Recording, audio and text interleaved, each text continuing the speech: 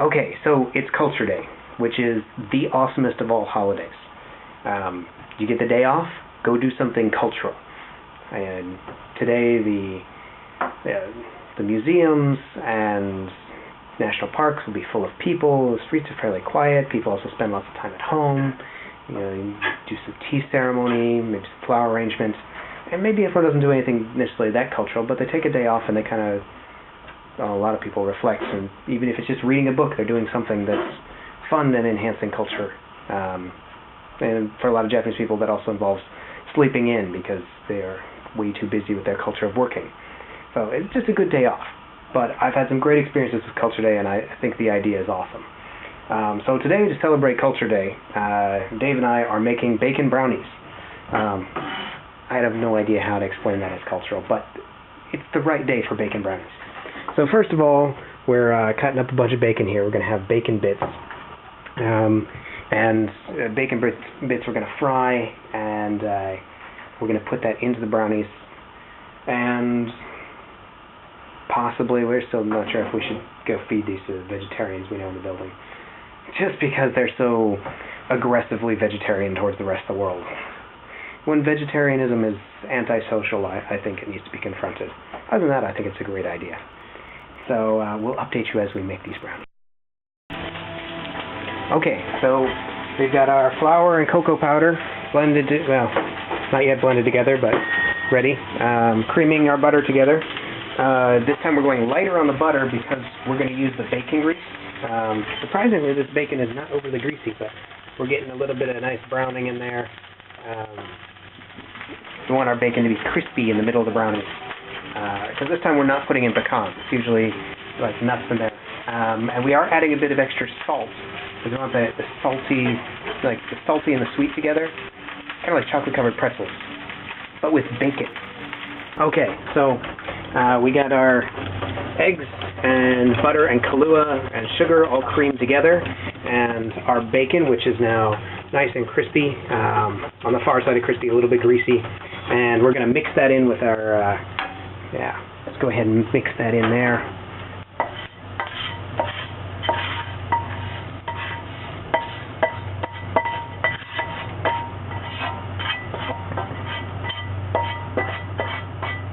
If this turns out horrible, we're not going to put this recipe online, but you hear that extra crispy fleck of bacon hit the cup. We're going to cream that together. And then we're going to need to mix that in with this over here. All our flour and cocoa powder. None of this from packages. If you're going to do bacon brownies and be cultural about it, it needs to be from scratch.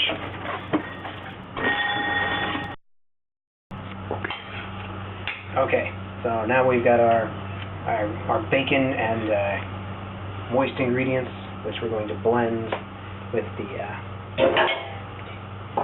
cocoa powder and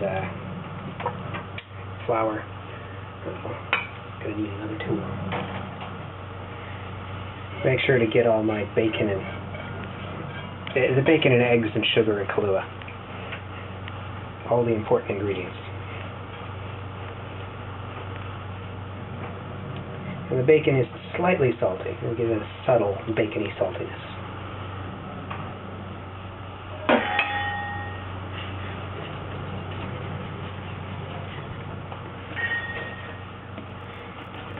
Okay. Cut it there and we'll put it in with the brownie pan. Okay, so there's been a huge time lapse between this and the last one because the brownies are so thick it was really hard to get them in the pan. But they're in the pan, the oven's preheated, so throw them in there for, well, it should be like 40 minutes to make these. Doing this with the camera at the same time, very complicated. So, got our brownie pan in the oven, and rock and roll for 40 minutes. And we'll see this again in 40 minutes. Hopefully the brownies will be pulling away from the edge of the pan then. They should come out a little bit crispy. with the flour, we made sure to mix it an extra bit so that the gluten in the flour kind of separates and they get a little bit more, get a little bit tougher. They want this squishiness like good bread. Use bread flour so they're a little heavier. Bacon brownies should be hearty brownies. Okay, so here it is. We did it. The bacon brownies. They are nice and firm. We are going to cut in and try bacon brownies.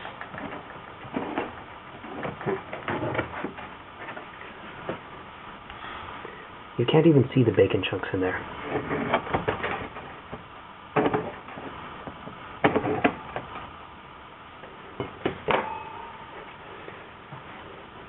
Go ahead. Here's to Culture Day.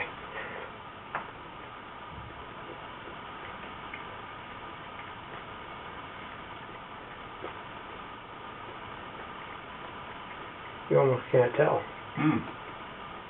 Where's the bacon? It's in that kind of roasted aftertaste, I think. I think these will be good for our vegetarian friend downstairs. She's aggressively vegetarian and says that there's no way in life she could eat meat. I know I sound evil and horrible, but might be good for her. Yeah, I think so. Okay, post-brownie update. We did not give brownies to our vegetarian friends. Self-control got the better of me. I did offer them, but of course with the caveat that there was bacon in the brownies. And it's not entirely evil. But she's the kind of person who, if you've known her for more than 30 minutes, you know she's vegetarian. And yet, every time food is mentioned, and oftentimes even when no one else brings it up, she has to re-announce how vegetarian she is and how meat will make her sick. She also likes my brownies when there's no bacon in them. So, I offered. I did warn her. And plenty of people couldn't actually taste the bacon in the brownies. They weren't really sure. Definitely it was in there. And the second day, some people weren't really sure. If you gave it more time, there definitely was more of that kind of, roasted bacon flavor. It didn't end up really that crispy, even though it was crispy in the pan. The other ingredients around it kind of absorbed some moisture and softened it. So it was just chewy chunks of something in there. And a lot of people would not have known at all if I didn't say it. But I personally think it has a real bacon aftertaste. We're going to revise the recipe later and try for bigger chunks and probably more bacon. In the end, they were actually a little bit dry. Bacon brownies were a good experiment. So, more bacon brownies in the future.